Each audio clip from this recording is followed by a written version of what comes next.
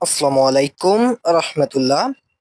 ক্লাসগুলো বিডিতে সবাইকে আমন্ত্রণ জানাই। আজকে আমরা আলোচনা করব প্রথম থেকে দ্বাদশ শ্রেণীর শিক্ষা প্রতিষ্ঠান ছুটির বিষয়ে, এবং এ বিষয়ে সর্বশেষ কি তথ্য আসলো আজকের এই ভিডিওতে আমরা সেটা জানার চেষ্টা করব।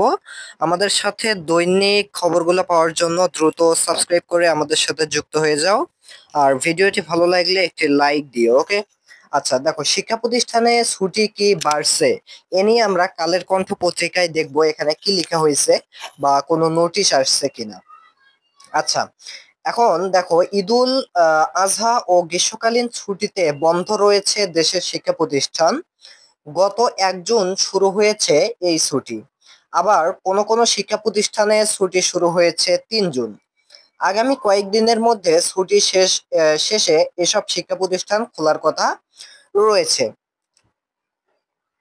এই ছুটির মধ্যেই বাড়ছে করোনা ভাইরাসের প্রকোপ, আতঙ্ক ছড়াচ্ছে করোনার নতুন ভ্যারিয়েন্ট। শিক্ষার্থীদের স্বাস্থ্য নিরাপত্তা ও করোনার প্রকোপ থেকে বাঁচতে শিক্ষা প্রতিষ্ঠানের ছুটি বাড়ানো হতে পারে এমন গুঞ্জন চলছে বিভিন্ন মহলে। তবে এখনই শিক্ষা প্রতিষ্ঠানের চলমান ছুটি বৃদ্ধির কোনো পরিকল্পনা নেই সংশ্লিষ্টদের। আচ্ছা, তাহলে করোনার প্রকোপের কারণে আমাদের শিক্ষা প্রতিষ্ঠান বন্ধর বিভিন্ন কথাবার্তা চলছে বিভিন্ন মহলে, বাট এখনো কিন্তু চূড়ান্ত কোনো নোটিশ দেওয়া হয়নি। শিক্ষা মন্ত্রণালয় সূত্রে এ তথ্য জানা গেছে। সূত্র জানায়, আবারও করোনা প্রকোপ বৃদ্ধির কারণে এখনই শিক্ষা প্রতিষ্ঠান চলমান ছুটি বৃদ্ধি করা হচ্ছে না। শুরুতে স্বাস্থ্যবিধি মেনেই শিক্ষা কার্যক্রম চালু হবে।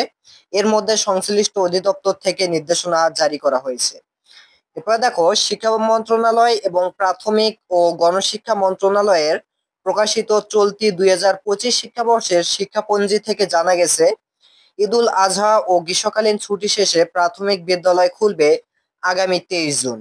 এদিকে মাধ্যমিক বিদ্যালয়ের ছুটি শেষ হবে 19 জুন। আজ রবিবার খুলছে দেশের সব সরকারি বেসরকারি কলেজ। আচ্ছা, সো যাই হোক, আমরা তাহলে মেইন যে কথাটা আমরা সেটা বুঝতে পারছি, আমাদের স্কুল কলেজ খোলার কথা অবশ্যই খুলবে, বাট নিয়ম অনুযায়ী খুলবে, অর্থাৎ স্বাস্থ্য রক্ষা বিধি মেনে স্কুল চালনা করা হবে। কিন্তু এখনো কোনো ওই রকম নোটিশ দেওয়া হয়নি যে স্কুল বন্ধ করে দেওয়া হলো, শিক্ষা প্রতিষ্ঠান বন্ধ করে দেওয়া হলো করোনার প্রকোপের কারণে। বাট যদি সেরকম কোনো নোটিশ আসে সবার আগে আমাদের এই চ্যানেলে অবশ্যই দেওয়া হবে। সো দ্রুত সাবস্ক্রাইব করে রাখো। আল্লাহ হাফেজ।